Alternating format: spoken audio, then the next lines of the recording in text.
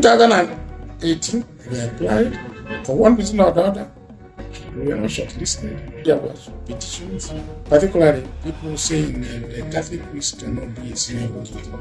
In 2019, same issue. Then in 2020, we rested. In 2021, they applied again. Since they required 4 Supreme Court cases, we with humility gave them 11. Wow. They required 5 Court of Appeal cases. With greatest respect, we gave them 35. And they required 20 cases done in the level of High Court. We were humble that we were able to give them 56.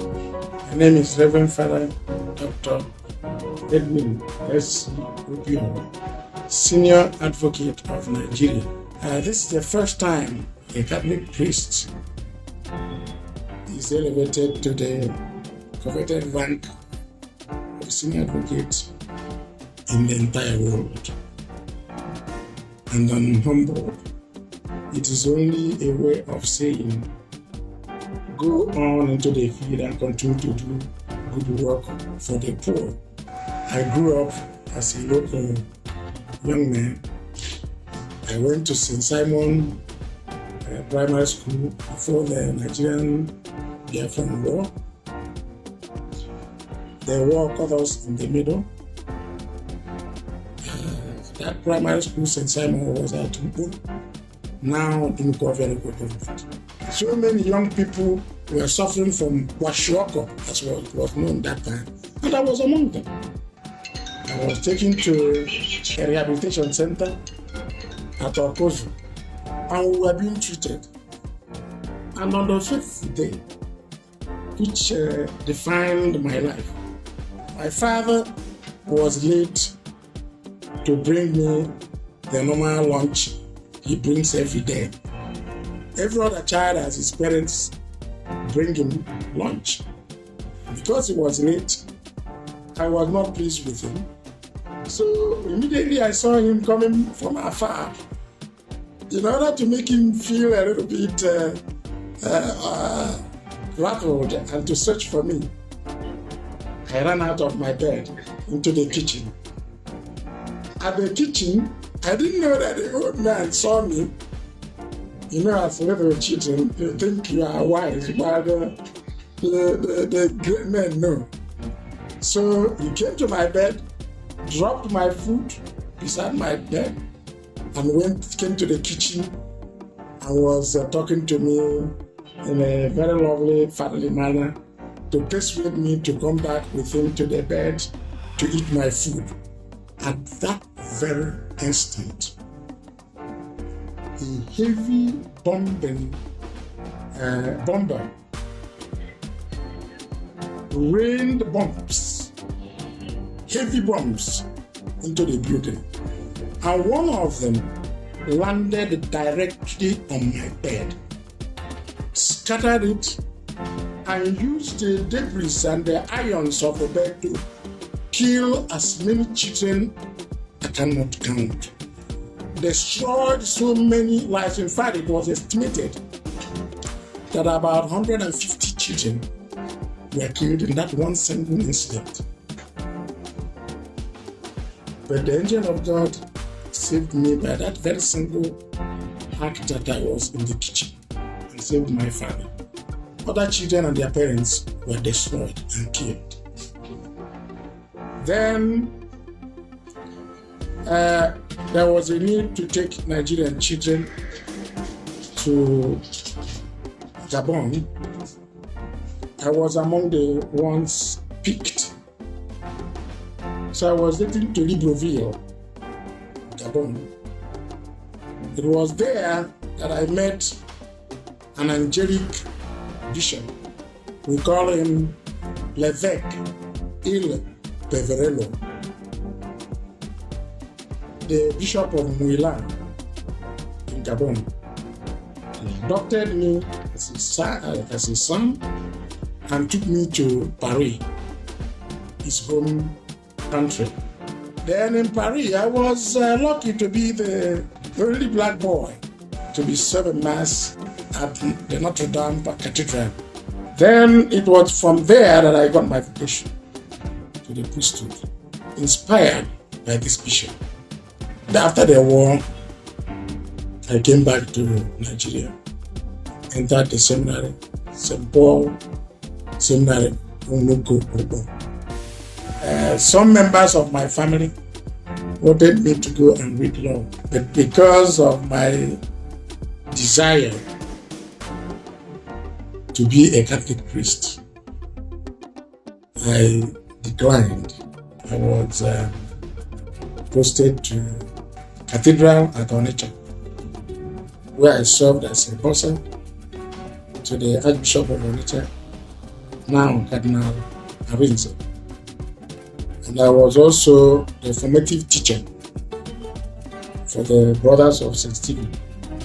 At that time, there were just few of them. And I studied 9 subjects, and I was teaching 9 subjects. You can imagine. Then from there, I was selected to be among those to go to Bigger Memorial Seminary at Edwin. After my 4 years of study, I took the exam. They scored me very high, second class upper division, and to be the first among those who got the second class upper division. It was a privilege again. Then I was sent to Bigger Memorial Seminary for theology. This is the certificate for philosophy, and this is a certificate for theology. I was ordained a Catholic priest on the 16th of November 1985. From there, I was then posted to St. Mary's Catholic Church, to become the assistant parish priest to a very renowned priest, BK Mazuchie Monsignor. I assisted him. Then, when Monsignor was transferred to Catholic Institute of West Africa to be the pioneer registrar of the institute, the Bishop Albert Obiora made me the parish priest of the parish. From there was a need to send a priest to study law. I was lucky that the bishop selected me. So I also enrolled into the postgraduate diploma in education, PGDE, at the Anambra State University of Technology, which is now was eventually transferred to Oka and is now known as Nnamdi Azikiwe University. In 1989, I was given the certificate to PGDE in education. Then in 1990, I was lucky again that gave me second class upper division, LNP. We graduated at law school in 1991. Again, I was lucky again to be awarded second class upper division with at least 3 prizes. Then I was admitted to study Masters in Law, LLM, at Unilag, University of Lagos. I was lucky again. They scored very high in all the courses I undertook. The bishop decided that I should go and specialize again. So I went to Sorbonne first, got a diploma in international law. And then went to Cornell, where I studied, got LLM again, because at Cornell, you will not apply to do doctorate in law direct. You can only apply to do masters. But after my LLM, it appears they were so pleased with my performance that the law school recommended me to the graduate school for this degree program. They said I need to do that program. And one of the incentives they gave was that they awarded me a tuition scholarship, which was worth $45,000 at that time. And so I accepted it and began my both coursework and research. The law school informed the graduate school that I finished the program in 1 year and 3 months. And for you to come out and say you have done what should be done in minimum of 3 years in one year and was unheard of. But the law school was fighting the cause. They said to keep this young man here just to mark the time was to waste the contribution that should be made to the society, according to them. Eventually, the law school won. Almost all the scholars in the university were there for my defense because they could not understand this man from Africa defending this at this stage with all the stories they heard. So I went into the hall, like a little rat, and in the sea of professors of great repute. And thank God again, each time they threw their questions, because the questions were asked by every professor that wanted, that had something to say, had to say something. The committee went in. Within 2 minutes, they came and gave their result. And said that it was summa cum laude.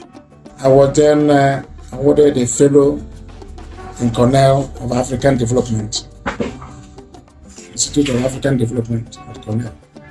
There is a great man called Chief Nwazuche S.A.N., Senior Advocate of the People. Immediately after my graduation and my call to bar, he took me to do the pupillage in his law office, very coveted law office in Lagos. So I worked under him, and he was really a great teacher and an inspirer. I am so unhappy that he died before today. He would have been so happy to know that what he fashioned has come to fruition. He exposed me to great legal litigation and practice. At that time, 1990 census had just been concluded, and the lawyers all over were challenging the authenticity of the census. The Attorney General at that time was Mr. Bambo, S.A.N. And the Attorney General called Nwazuche to defend the federal government. And Nwazuche took us and gave us the entire file. All the lawyers that had named at that time, including Rotimi Williams, had their own constituency or states. They were representing, challenging the authenticity of the census. We were defending the census in the federal government. Eventually, in the course of this matter, Chief Nwazuche became sick. So the bulk of the work fell on us, young lawyers. And we were two. Frank is a co-chair from Biden. Two of us were ported at Nikon Luga Hotel in Abuja by the federal government. And we were defending the government in the tribunal. I can tell you that exposure was a great experience. And from my scoring, I think the government, through us, won 90% of the case. And the census was not notified.